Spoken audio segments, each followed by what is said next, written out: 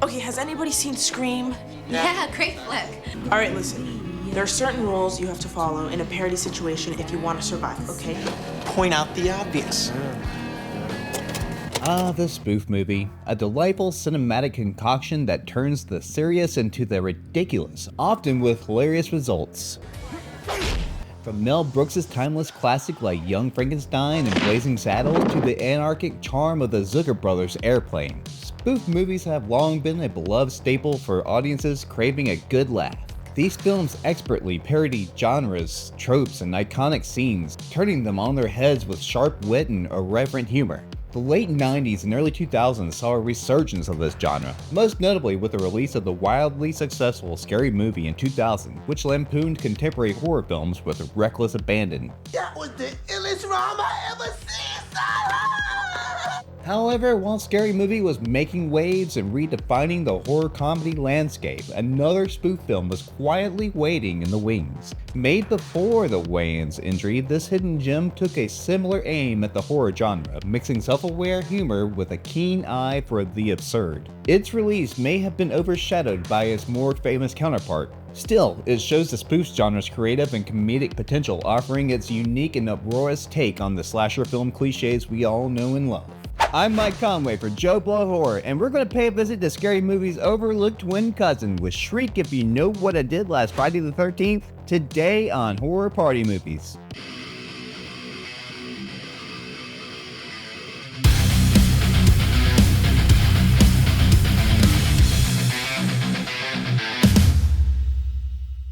Shriek If You Know What I Did Last Friday the 13th is a parody that stitches together elements from a slew of iconic horror films into a single, hilariously absurd flick. The story unfolds in the small town of Bulimia Falls, centering on Bulimia Falls High School, where a group of stereotypical high school students find themselves stalked by a masked killer. New kid on the block Dawson Deary, a socially awkward yet endearing nerd, becomes entangled in the mystery when he and his friends receive anonymous notes warning that someone knows their dark secrets. The group comprises of Barbara Prime Suspect, the tough yet somewhat clueless final girl, Slab O'Beef, the dim-witted jock, Boner, It's pronounced Bonner, sir.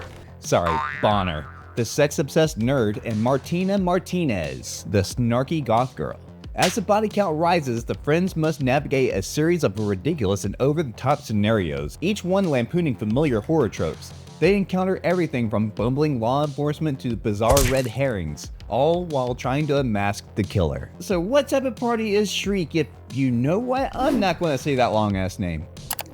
Well, according to my scale, this movie is a prime candidate for a good time. And as always, I'm gonna make a drink to tie along with the movie, so let's hop back behind the bar and get right to it. Why is Grace fighting?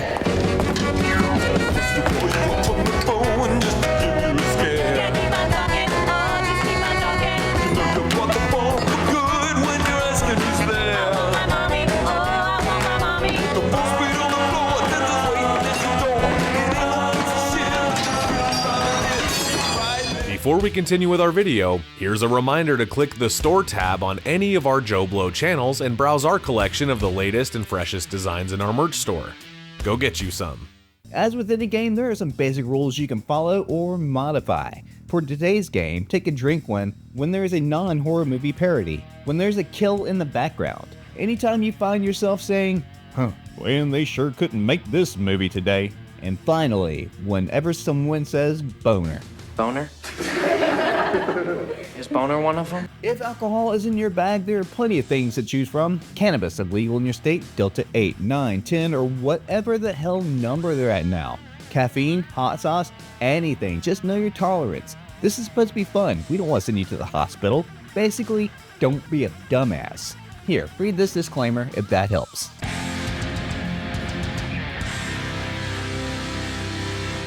So, does Shriek stand toe-to-toe with the other horror parody? Let's find out. The movie opens with a parody of the iconic opening to Scream. Stepping in the shoes of Drew Barrymore's Casey Becker is Screw from Behind, played by Amy Graham, Heather's sister. While alone in the house putting the finishing touches on a comically large cake, she gets a phone call from none other than the killer. The fact that he goes by no other name than the killer is pretty humorous and a fun gag throughout the whole movie. Collect call from... The killer? Sure, compared to studio comedies, the budget here is lacking, but just moments into the phone call, this happens. Shut up, you nitwit. Do you think this stalking thing is easy? Move! Are you in my pool? It's that type of dumbass comedy throughout that helps you forget the production value. While Scary Movie also famously parodied the suspenseful intro, Shriek takes a more slapstick approach. From Screw's frantic and overlong chase around the birthday cake, to an escape attempt which leads her straight into a bug zapper, resulting in a pretty hilarious electrocution. The killer's subsequent disappointment and the accidental mask transformation from the bloody murder mask to the comically large ghost face mask thanks to a lit cigarette is pretty damn clever. The main story focuses on Dawson Deary, the new kid at Bohemia Falls High School. He quickly falls in with a quirky group of friends. There's Boner! The dorky virgin who feels more like a stand-in for Shitbreak from American Pie. While you folks may remember him as Jonathan from Buffy, he will always be Vincent from Seinfeld to me. My acne! Then there's the dumb jock taking over the role from Freddie Prinze Jr. Barbara Prime Suspect, the beautiful blonde kielbasa queen, spoofing her fellow Buffy star Sarah Michelle Gellar. Here's a fun little tidbit. The school here was also the filming location for the kick-ass movie Jawbreaker, which also starred Julie Benz. Finally, there is Martina Martinez, the goth girl, who is more in line with someone from The Craft. Dawson has a serious crush on her, though he can't figure out exactly what team she plays for. Dork. Dyke? What? Of course, since this was shot in 1999, naturally there will be plenty of jokes about the stereotypes of same-sex orientation, but with this movie they are so tame it's hardly offensive compared to the likes of other spoof movies. MTV news reporter Hagatha Utsley is covering the recent killings. MTV? That's like the worst pun I ever heard. She's not only reporting on the crime, but has also turned it into a best-selling pop-up book. She wastes no time pointing fingers at Dawson, accusing him of being the killer. Also hot on the case is Barbara's brother, Doey. He is an inept mall cop bubbling his way through the hunt for the killer because the mask was stolen from his Spencers. Adding to the cast is Shirley Jones as Nurse Kevorkian, another 60s TV star Rose Marie as Mrs. Tingle, and hey look, it's Beans from Even Stevens as Chucky. Coolio as Principal Interest, or the administrator formerly known as Principal, finally rounds out our cast of characters. Color me purple and impressed because his take on Prince is up there with Chappelle's version. R.I.P. man. At school, each friend gets a creepy letter from the killer revealing their deepest secrets from the summer before. This sends them into flashbacks of a wild night of drunk driving when they hit a deer and dumped it in the sea. The dirty laundry? Martina forgot to give her grandma laxatives. Bonner accidentally got his brother killed in prison. Slab smoked his uncle's ashes thinking that was something else. And Barbara committed the heinous crime of removing the do not remove tag from a mattress. And how does Dawson fit into all of this? Well, let's just say it's something best left to be seen. Keeping Scream at its backbone, the story culminates at a house party, only this time instead of being aware they're in a horror movie, they are aware they're in a parody. And don't call me Shirley! Okay, yeah, so on paper this sounds like it's a total ripoff of Scary Movie, right? But it just so happens to be a giant coincidence that they are both filmed at the exact same time. In fact, Shriek was in production way before the Wayans rolled camera. Lionsgate planned a theatrical release, but then saw the finished product and put it on hold. Scary Movie was released in the summer of 2000, and Shriek became the subject of Snickers at the local video store. You took everything from me. I don't even know who you are. But just because it was deemed unreleasable in theaters doesn't mean it's unwatchable. I'd go as far as to say that it's every bit as entertaining as the other movie. It's just a different flavor. From the get-go, the movie wears its intentions on its sleeve. It's not about reinventing the wheel, it's about giving it a humorous spin. Scary Movie thrived on the raunchy horror and shock value, pushing the envelope with its explicit jokes and physical comedy.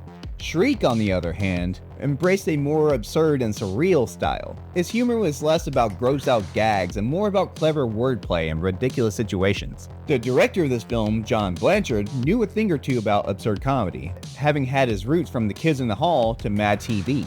Shriek actually plays more like a very long Mad TV sketch, with alums like David Herman and Artie Lang making cameos. When I was a kid, you were either a fan of Mad TV or SNL. There was no in-between, or at least in my circle of friends.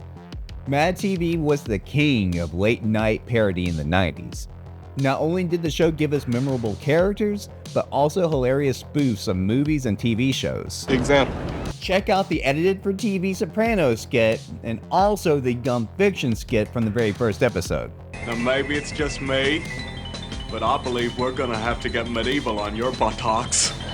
Shriek doesn't just stop with horror. It also spoofs movies like Grease, complete with a musical number, to a laugh out loud moment inspired by Porky's.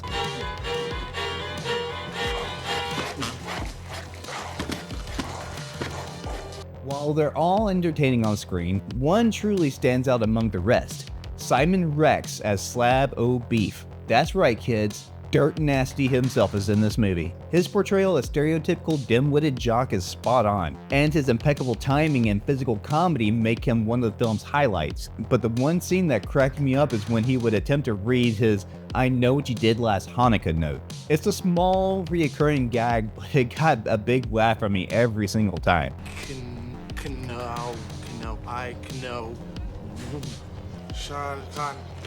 Slab's antics at the party further showcase Simon Rex's comedic talents. When he takes steroids to impress his friends and the result is his head literally exploding, the scene is both shocking and uproariously funny. And yes, he may have crossed over to the other side as George in Scary Movie 3, but we can't forget his roots. I'm a white boy, but my neck is red. I put Miracle Whip on my Wonder Bread. Tiffany Amber Thiessen's Hagatha Utsley, the MTV news reporter, is another comedic highlight. Her character's absurdity rivals that of Gail Hailstorm from Scary Movie. Her flirtation with Dowie, played by Tom Arnold, the bumbling security guard, adds another layer of humor. Almost every word that comes out of Tom Arnold's mouth is hilarious. Shit, this is coming from a guy who thinks that The Stupids is funny as hell. It's funny as hell. It's hard not to compare this to a Scary Movie, but another thing that has an advantage over it is that Shriek only has 2 writers. The problem with Scary Movie is that it's chock full of pop culture references that were funny for only that time. And you have Jason Friedberg and Aaron Seltzer to thank for that. Who are they, you ask?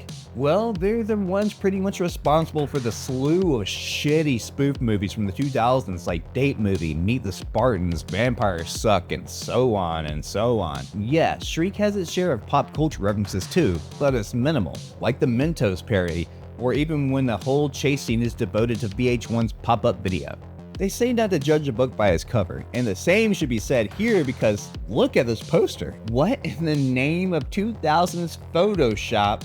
And what the hell is going on with Coolio? He's got top billing on the cover, but it looks like someone grabbed a candid photo. Like, he's saying, "Hey man, I'm going to the store, y'all need anything?" And then someone takes his picture at that moment and slaps it on the poster. Anyway, yeah, moral of the story, don't judge a film by its shit cover. So while it didn't have a theatrical release, Shriek If You Know What I Did Last Friday the 13th finally was released in October 2000 during USA Shriek Week, whatever the hell that was. In the end, while I still find the raunchy stoner comedy of Scary Movie funnier, I still think that this movie is a hidden gem that shouldn't go unnoticed. One thing is for certain, it is miles, and I mean miles, funnier than Scary Movie 4 and 5. Have you seen this movie? Let us know in the comments, and we will see you on the next one.